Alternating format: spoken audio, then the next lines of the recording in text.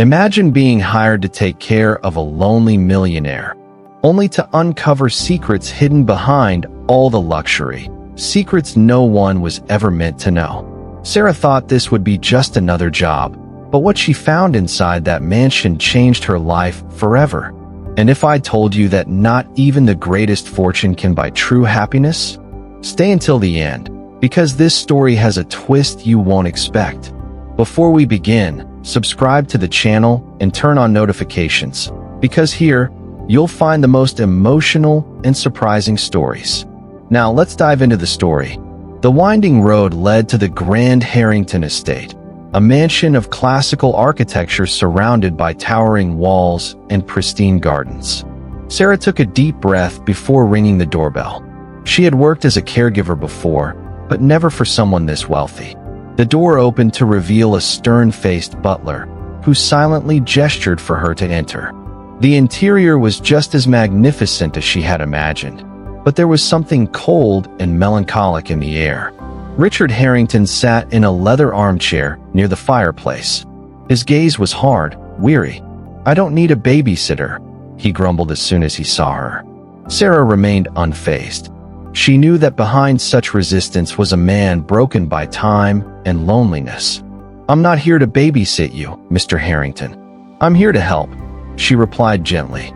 The following days were challenging. Richard resisted her assistance whenever he could, making everything more difficult. But Sarah didn't give up.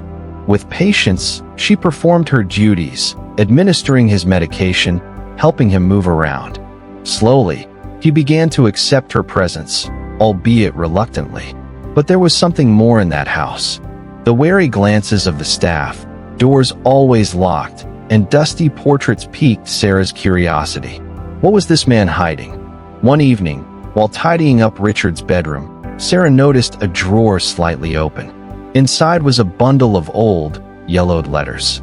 She hesitated for a moment, but curiosity got the better of her. They were addressed to a woman named Eleanor. The passionate tone of the words contrasted with the bitterness Richard displayed in the present. The next day, while helping him dress, Sarah decided to ask, "Who was Eleanor?" He froze. For a moment, his hardened expression softened into a shadow of pain. "Someone I lost," he murmured, looking away. Sarah realized there was an untold story there and chose not to push further. But the mansion's atmosphere grew increasingly mysterious. As she walked down the corridors, Sarah noticed a locked door at the end of the hallway.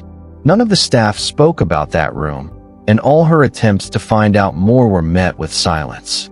Each day, Richard seemed more comfortable with her presence, even though he remained reserved. During one dinner, he shared a piece of his past.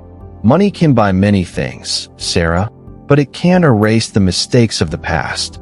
She understood that Richard was not just a sick man.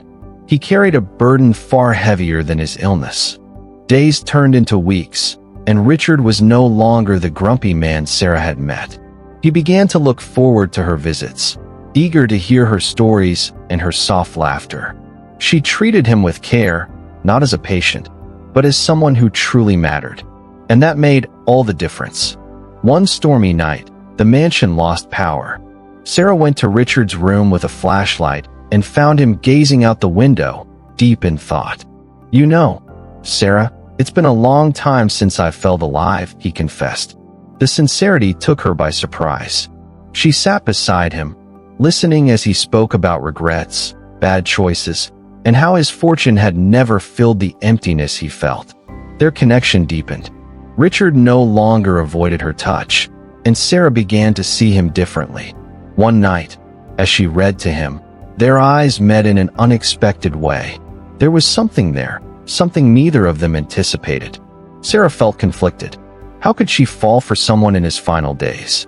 But when Richard took her hand, she knew that, no matter how much time they had left, something profound had grown between them. Sarah could no longer deny her feelings. Something deep and unexpected had blossomed between her and Richard. But at the same time, she knew their time together was limited. As she wrestled with her emotions, she decided to help Richard confront the ghosts of his past. He told her about his daughter, Isabel, whom he hadn't seen in over 20 years. Pride, resentment, and poor choices had separated them, and now he feared it was too late to make amends. Determined, Sarah used every resource she had to find Isabel. She discovered that she lived in another state and had rejected every attempt Richard had made to reach out over the years. But Sarah didn't give up. She wrote Isabel a letter, explaining her father's condition and his desperate wish to see her. Days later, the response came, a cold and direct phone call. "I don't want to see him." Hearing this, Richard lowered his head, resigned. "I deserve this," he said, his voice thick with emotion.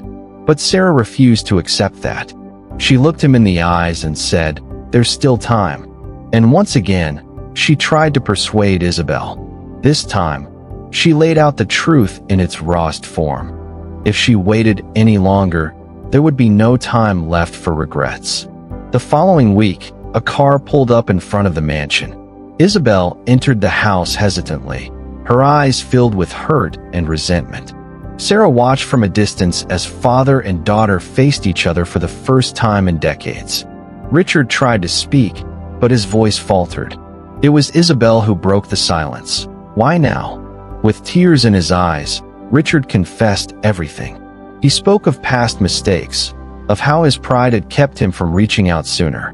For the first time, he was vulnerable before his daughter. "I cared too much about money, power, and in the end, none of it brought me happiness." Isabel hesitated, but as she looked at her father, now so frail, her anger began to give way to compassion.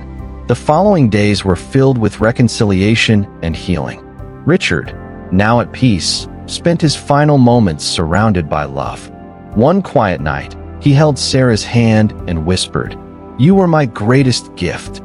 He passed away peacefully, leaving behind not just a material inheritance, but something far greater. A few weeks later, Sarah received a letter Richard had written before passing. He had left her part of his fortune, but more than that, he thanked her for teaching him that life's true value wasn't in wealth, but in love and forgiveness. Sarah smiled, knowing that, in the end, she had helped Richard find something far more precious than money: peace. Did you enjoy this story? Then subscribe now and turn on notifications so you don't miss our next emotional narratives.